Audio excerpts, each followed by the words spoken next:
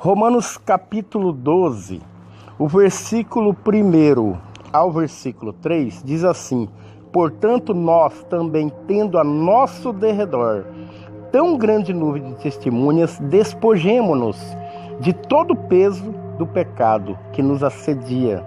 Corramos com paciência a carreira que temos pela frente, olhando para Jesus, o autor e consumidor da fé, o qual pelo gozo posto diante dele suportou a cruz, menosprezando o opróbrio, está sentado à destra do trono de Deus. Considerai, pois, aquele que suportou tal contradição de pecadores contra si mesmo, para que não desfaleçais sem ânimo. A palavra de Deus, ela é clara e reta e objetiva. Aqui o escritor aqui de Hebreus, no capítulo 12, do verso 1 ao 3, ele diz assim, que nós deveremos ter consideração pelaquele que pegou todo o nosso pecado e trouxe para si mesmo.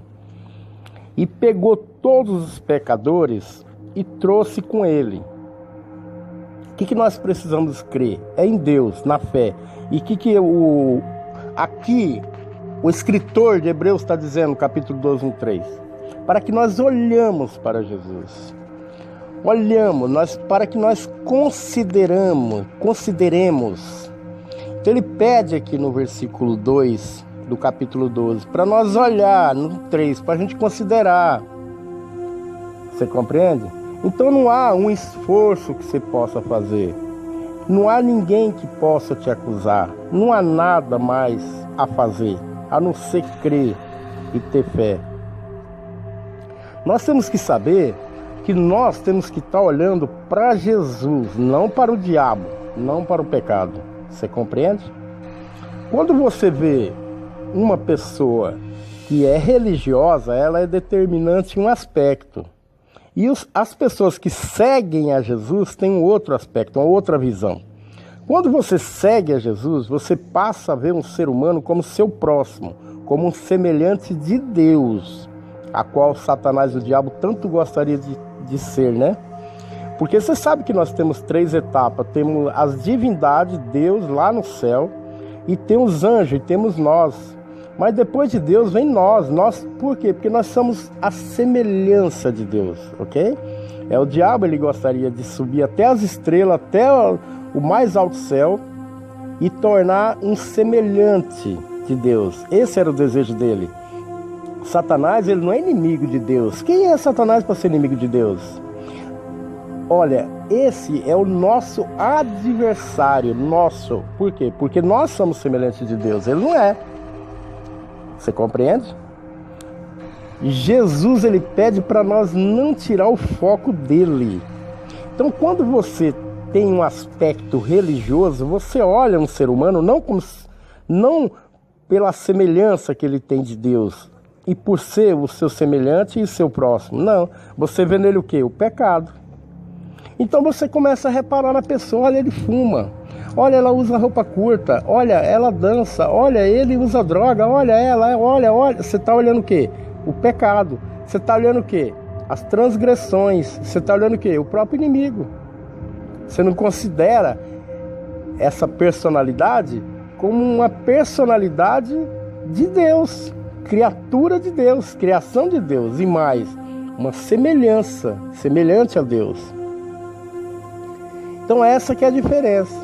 Então nós temos que olhar só para Jesus, e o nosso semelhante por ser semelhante de Deus. Você compreende? Então a guerra não é contra a carne, contra o sangue, que é o nosso semelhante, mas sim contra as potestades, todos os principados das trevas que estão nas regiões celestiais. Não somos nós. Então, quando você pratica um pecado sendo seguidor de Cristo, quem te acusa é Cristo, ok? Quem te acusa é Cristo. Porque você pode cometer um pecado, aquele pecado de tropeço, aconteceu e surgiu ali o pecado. É diferente de um religioso, que o pessoal fala do mundo. Do mundo é quem pratica as coisas do mundo. Quem pratica as concupiscências da carne, dos olhos, e o julgamento quem dá é Cristo. E quem está em Cristo Jesus não existe mais julgamento. Aquele videozinho que vai passar no juízo final, aquele vídeo que vai mostrar todos os seus pecados que você cometeu, olha, isso é coisa do diabo, isso é mentira, não tem nada escrito a respeito disso aí, isso é um enganador que fala isso para você. Isso é coisa de religioso, não de seguidores de Cristo. Quem está em Cristo, não há condenação. E Deus diz assim, que os seus pecados, a partir do momento que você aceita Cristo, ele se esquece. Deus, ele não olha para o passado. Tem muita gente que fala assim, que Deus, ele não prevê o futuro. Não, isso é outra mentira. Deus, ele não olha o passado, mas o futuro ele olha. Ele sabe todas as coisas do amanhã. Ele não sabe o que você fez ontem, agora, 1 minuto antes. O que ele pede é que você fique em Cristo Jesus. Porque em Cristo Jesus, o Espírito Santo de Deus, ele vai aflorar nos seus pensamentos, na sua memória, no seu consciente, o que é certo e errado para você discernir. Entendeu? E essa aglomeração de pessoas, esse ajuntamento, esse encontro dos santos, a congregação espiritual, a igreja de Deus, esse corpo de Cristo, toda vez que você encontra é para você passar essas mensagens, para você estar tendo esse conhecimento cada vez mais de Jesus, para você entender a respeito do pecado. Toda vez que aflorar, você tem uma garantia. Porque quem te garante a respeito do pecado, quem te fortalece sobre ele, é o Espírito Santo de Deus, e não você, nem uma denominação, nem ninguém. É o Espírito Santo. Ele que te fortalece. Quem, por exemplo, está fora de Cristo, não é quem está dando glória a Deus, não. Porque Jesus disse, e bem claro e bem objetivo, a respeito de que naquele dia muitos dirão, Senhor, Senhor, curei enfermo, expulsei demônio. E quem que faz isso? É os que estão dando glória a Deus, aleluia. Então toma muito cuidado. Tem um religioso e seguidores de Cristo. O religioso, ele vê a Bíblia como um todo e tenta cumprir. Porque ele não consegue ler Gálatas 3:10. Então ele perde a referência. Os seguidores de Cristo, eles seguem a Cristo. Cristo está nos evangelhos. Mateus, Marcos, Lucas e João. O restante da Bíblia foi trazendo tudo isso, foi um aio, uma ponte, para que recebesse a Cristo.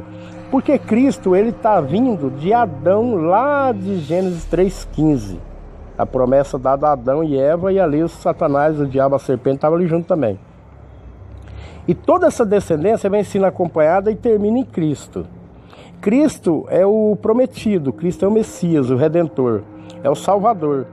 Não há salvação a não ser Cristo Jesus. Quem salva a humanidade é Jesus, o Cristo, ali no Calvário crucificado. A salvação está ali. Então não tem. Quem está olhando para pecado, você vê uma pessoa está bebendo, você está vendo a bebida, você está vendo o pecado. Você está vendo uma pessoa mal vestida, maltrapida, ou sei lá o que, fazendo qualquer tipo que você, no seu consciente, você acha que é um erro, um pecado, você está vendo o pecado. Mas se você vê um semelhante seu que precisa de ajuda, precisa de uma orientação, precisa de um aspecto cristão, um aspecto de Cristo, aí é diferente, aí a sua visão muda. Então você pede para Jesus, para que interfira Deus na vida desse ser, que envia o Espírito Santo para o libertar, porque é Ele que liberta. Você entendeu? Então nós temos que ter a mentalidade de Cristo e tirar o olho do pecado e do inimigo. Porque ele não existe uma batalha nenhuma do diabo com Deus. Você esquece disso aí, que Deus, esse Deusinho aí não existe. Entendeu? Mas existe alguém, um revoltado, um suicida. Porque o diabo ele não tem nada. Porque você coloca que tudo é do mundo. Ah, do mundo, do mundo, do mundo. Você que discerne as coisas do mundo. Então a bebida é do mundo, o cigarro é do mundo, a droga é do mundo. Para você tudo é do mundo, né? Mas para quem vê a criação de Deus em Gênesis 1:1, Deus criou os céus e a terra e tudo que nela há. Tudo que Deus fez, ele terminou assinando embaixo, dizendo, é bom. Tudo que ele fez, ele disse, é bom. Fala para mim, o que Satanás fez até hoje? Satanás, ele só cria uma coisa, ele é o criador, ele é o pai. A única coisa que a Bíblia menciona é que ele é o pai da mentira. Tanto é que a palavra de Deus ele usou para convencer a Eva, e a mesma palavra de Deus ele tentou convencer Jesus, levando ele ao penáculo, ao alto monte, entendeu? Quando o Espírito Santo de Deus levou Jesus ao deserto, que ele ficou ali sem alimento, Satanás foi lá tentar ele, que ele transformasse pedra em pão. Nada mais do que ele está oferecendo que seja dele, nada é dele. A terra é nossa e Deus deu a nós o domínio. Satanás buscou esse domínio, ele domina com opressão sobre as pessoas, mas não que ele faça algo. Quem faz somos nós, não tem nada aqui de Satanás. Aqui é tudo criação de Deus, na terra não tem mais nada de Satanás. Satanás é um mendigo, sujo, faminto, ele está nervoso, está louco, ele é doido para suicidar. Ele queria se matar, ele queria acabar, ele não consegue. Ele tentou eliminar a raça humana ali com Adão, não conseguiu. No dilúvio ele até suspirou, mas ele se enganou. E Jesus veio cumprir Gênesis 3,15. Você está compreendendo? Então nós temos que ter fé em Jesus, olhar para Jesus. Não dar poder para Satanás. Não fazer entrevista com Satanás ou achar que Satanás está fazendo alguma coisa. Não, ele é o opressor. A única coisa que ele gostaria que você fizesse é que você desse um tiro, ou amarrasse uma corda no seu pescoço, fizesse algo com a sua vida para você ser aniquilado o mais rápido possível. Se ele pudesse colocar todas as cabeças juntas e passar uma faca de uma vez só, arrancar todos os pescoços, ele faria.